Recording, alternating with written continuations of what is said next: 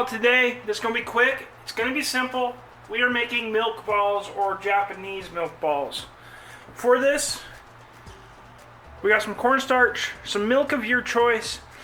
I'm using cocoa powder, and a little bit of sugar.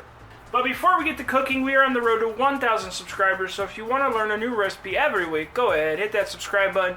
Let's get to cooking. Alright, so we are going to start with 1/3 cup of milk of your choice,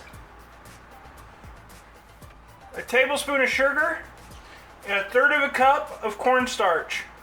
Now on a low heat, we're going to stir and mix this until it becomes a pretty good dough.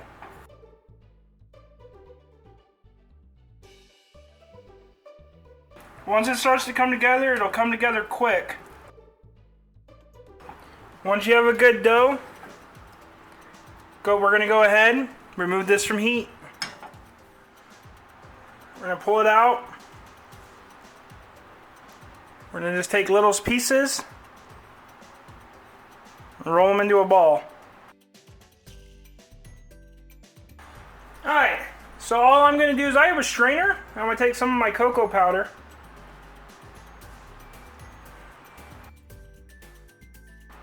Sprinkle it over the top. Now if you would like, this recipe does multiply very well, but it's just a quick, simple snack. But if you like this video, go ahead, hit that like and subscribe button down below.